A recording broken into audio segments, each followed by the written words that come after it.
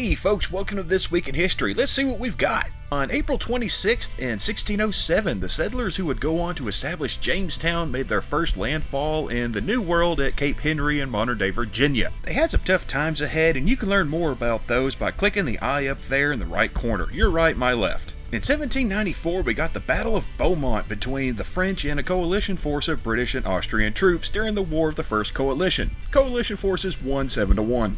And in 1803, a meteor shower involving thousands of objects in France finally convinced European scientists that meteors do, in fact, actually exist. At least they got that one squared away. On April 27th, in Oh Thank Heaven for 7-Eleven, the Moorish invasion of the Iberian Peninsula started with the landing of Umayyad troops at Gibraltar. Muslims and Christians would spend the next 800 years or so deciding who was going to rule it. Spoiler alert, the Christians won and then became rather inquisitive.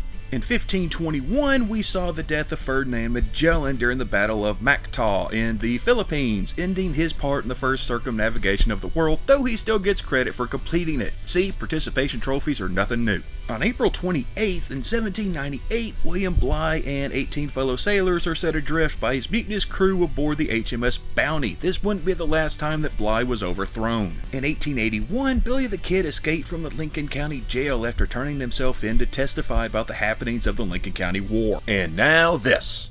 Folks, now here's a story about Minnie the Moocher. She was a red-hot hoochie coocher. She was the roughest, toughest frail. Okay, whatever that was, moving on. In 1429, Joan of Arc arrived at the Siege of Orleans, which had been going on for over a year at that point, but ended just 9 days later. It was a huge win for the French in the 100 Years' War.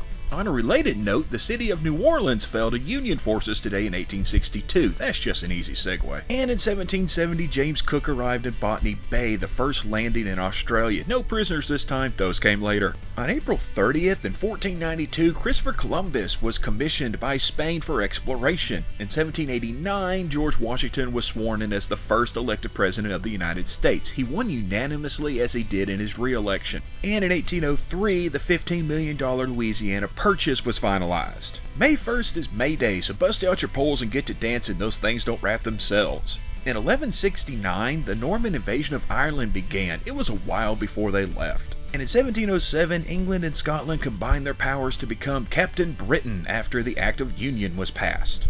And on May 2nd in 1536, Anne Boleyn, soon to be the former queen consort of Henry VIII, was arrested and imprisoned, leading to her beheading. This was a trend for Henry. Plus, this week in birthdays, we've got Catherine the Great in 1729, Ulysses S. Grant in 1822, and in 121, Marcus Aurelius, known as the last of the 5 good emperors. Yeah.